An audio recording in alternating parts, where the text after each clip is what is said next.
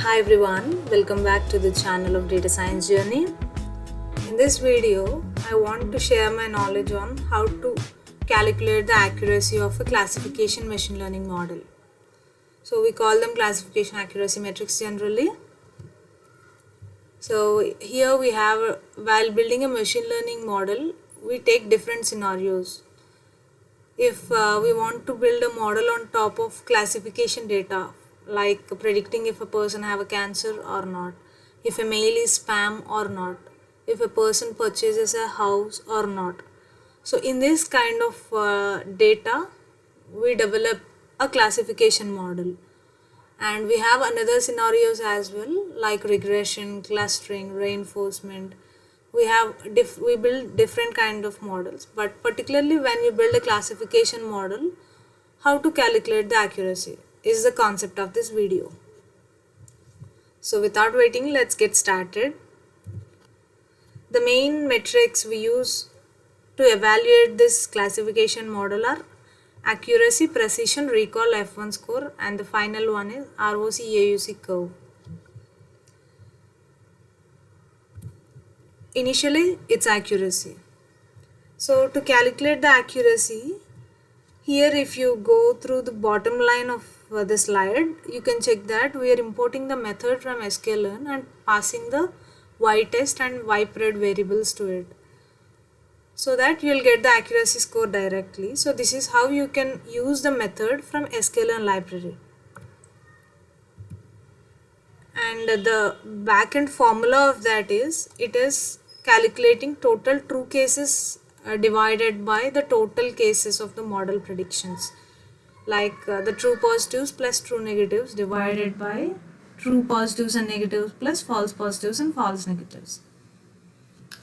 But we have a setback with this accuracy method. That is, for example, when we are training a machine learning model, and we generally, what we do is we split the training data to train and test. We generally give 80% for the training part and 20% for the testing.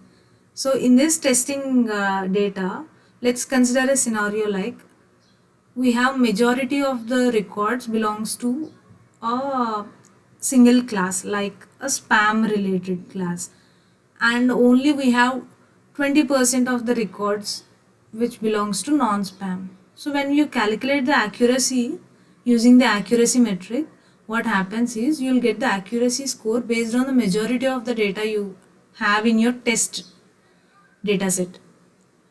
So you can't get the exact accuracy of the model for all the classes you have. So that is the main drawback of this accuracy method in sklearn. So to overcome this, we have few more accuracy metrics. So let me walk you through precision first. So here, for a very good understanding, I'll give you an example first. Let's take a spam classification scenario. A spam mail example. So when we receive any mail which is spam, it will be automatically redirected to a spam folder in our Gmail account. And if it's a not spam mail, it will be directed to our inbox generally. So in this scenario, for example, we built a model on top of this data, and our model is classifying if the mail we received is spam or not. So here we have two types of errors. We call them as type 1 and type 2 errors, which are very important for any machine learning engineer to know. Just pause the video and just go through what are type 1 and type 2 errors in machine learning. Here I'll give you an example of that. If we check this spam classification case 1, we received a spam mail and the model is classified it as a non-spam. So what happens generally? If it's classified as non-spam, our mail will move to the inbox directly. So if we see any spam mail in our inbox, we generally skip it or delete it. But we have a case to here. An important mail, we received an important mail like job offer letter, and our model classified it as a spam. So what happens is it will be moved to our spam folder, and people generally don't check their spam folders regularly. So they miss on this important mail. which is a very costly error. So the precision is nothing but it is a measure of how many of the predicted positive cases are actually positive.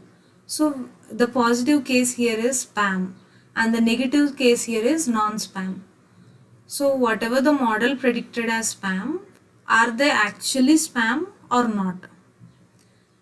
Precision gives you the metric for that. Here in the spam classification scenario, a false positive case is non-spam mail being classified as spam, which is a very sensitive scenario.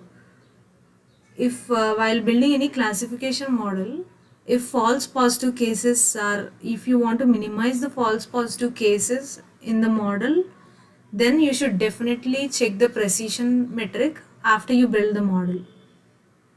So the formula for that is true positives divided by true positives plus false positives. And the final touch for the precision is, whenever you measure the precision, if the value is very high, it means that on the model you build, it have a very less false positive cases. So to minimize the false positive predictions, the precision score should be high. I hope I explained you in a very simple manner. And second metric is recall. We also call it as sensitivity. So let's take an example here initially, which is a medical diagnosis. So in this we have two errors. If we check the case 1, a person with cancer is predicted as not cancer by the model. And in the case 2, a person without cancer is predicted as cancer by the model. So here the case 1 is very sensitive. It's a very sensitive matter and it should not occur generally. When we are building an algorithm and if it predicts a person with cancer as he don't have any cancer, then it results in a very, it keeps him in a very bad position after few days. So which is a very costly error and very sensitive error. We call this error as false negative. It means that the model is predicting a person with a cancer as no cancer. We call this case as false negative case. So recall measures how many actual positive cases were correctly predicted. So if he have a cancer, he should be predicted as cancer. So it calculates how many actual positive cases are correctly predicted. And the formula is given below. It's true positives divided by true positives plus false negatives here. So it is useful when if you develop a classification model and you felt that the false negative cases are very sensitive to you and they should be very minimal, or if you feel like false negatives should not occur, then in that case, after building the classification model with whatever algorithm you wish, after you build the model, you have to definitely check the sensitivity or recall metric of that. Now it's time for F1 score, which is a very important classification metric. It is nothing but a harmonic mean of precision and recall as well. So the formula is given as 2 times precision into recall divided by precision plus recall. And a high F1 score means that it should have both precision and recall should be high for the model. It suggests that the model is performing well in identifying positive cases without too many false positives or false negatives. So whenever you build a classification model, it's mandatory and very mandatory to check the F1 score, because it gives you a very good accuracy score when compared to the accuracy metric. It gives you in a very detailed way the F1 score value. But if you check the accuracy, it gives in a generalized way on the total overall data set. But here with the F1 score, it will give you a very detailed accuracy. So if for example, if your data set is very imbalanced, it means that you in the data you have one class as too many records for one class and very less records for another class. In that case, if you want to check the accuracy on that imbalanced data, you can use F1 score. Because since both precision and recall are very important to minimize the type 1 and type 2 errors, you can go for F1 score to calculate the accuracy. And the final one we have here is ROC AUC curve. We call it as receiver operating characteristic area under curve. This is a very simple concept, yet it is very important for a classification model accuracy. So what it does is it plots the false positive rate and true positive rate on the x and y axes. So it measures the model's ability to distinguish between classes. So since it's a classification model related, it calculates the model's ability to distinguish between the classes. A good AUC value means that the model is very better at classification. So here is a direct plot of ROC curve.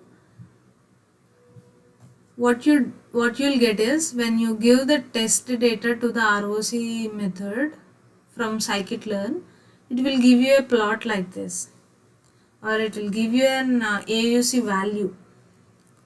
So if your plot is like this purple line, it means that your model is doing excellent job with the classification. It's like perfect classification model.